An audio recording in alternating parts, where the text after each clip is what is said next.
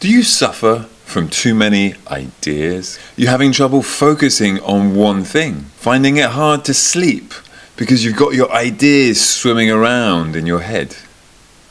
You have creativitis. It's when you've got all your ideas trapped up in here and you can't sleep, you can't focus, and you can't get on with the next thing because actually you love the spark of the idea rather than the flames of execution. Am I a medical doctor? Sorry, no. But I have lived with creativitis my whole life. I have suffered from too many ideas, starting too many things, not finishing enough of them, and generally feeling overwhelmed because I'm always moving on to the next shiny object. So what's my diagnosis for people like myself and people like you? Is to get some MVPs. The MVPs, minimum viable presentations. You can present your ideas to your team and get other people on board, which means your ideas start to stack and you actually grow things because they're not stuck in here, but you're sharing them in a tangible way. You can pass them over to other people and collaborate because instead of talking at people with all your ideas, you're presenting and showing something visual, emotive, and tangible. So the fantastic thing with minimum viable presentations is that things can start to move forward. Do they need to be fancy? Not at all. You do need a structure though, because if you don't have a structure, your minimum viable presentation is just going to become another example of creativitis, another project that you don't finish. So it has to have a structure and it has to be visual and emotive. So keep it simple and use big bright pictures from Unsplash or sketch your own. Now I'm going to share with you an overview of one of my minimum viable presentations. So this was an idea that I had way back in 2013 when I was living in China.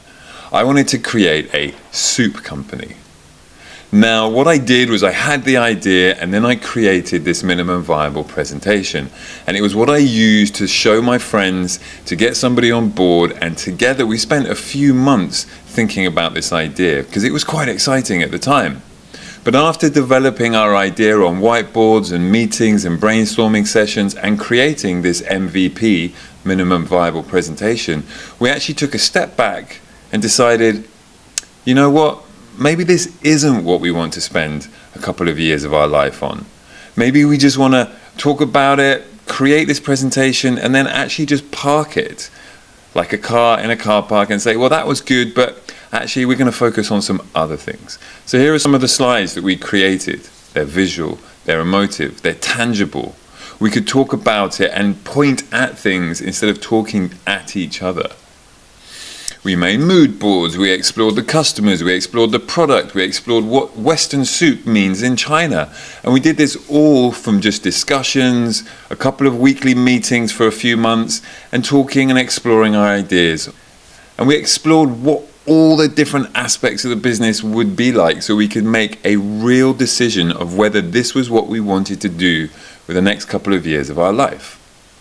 Now, if you want to check out this full presentation, you can scan this QR code and go to the Google Slides. You'll see the whole thing, all 40 slides of it. I want you to have a look. I want you to see what it looks like. So what did I learn from this MVP, this minimum viable presentation? I realized that actually I didn't want to spend a lot of time working on this. So I didn't waste time. I didn't waste resources.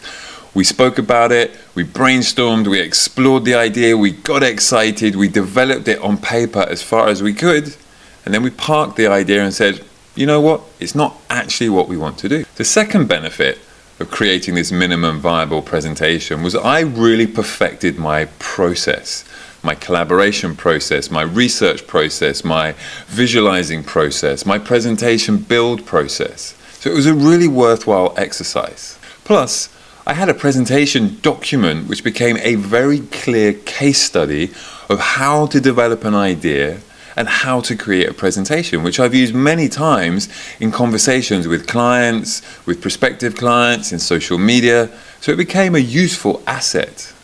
And I only got that because I created a minimum viable presentation. However, please take notice of this warning. You do not want creating an MVP, minimum viable presentation, to become another example of creativitis. Don't let this presentation be unfinished. Otherwise, we're back to square one. So keep working with your minimum viable presentation.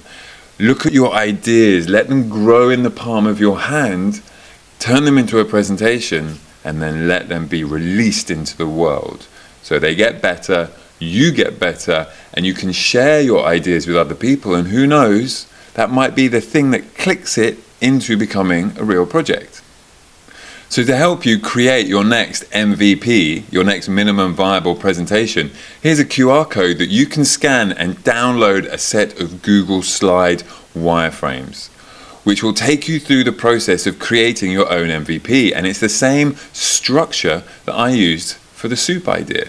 So go use the slides, use them however you want, customize them, enjoy them, and let them help you go to the next stage and avoid more sleepless nights, frustration, and annoyance at feeling like you have too many ideas when really you just need somewhere to channel your creativitis.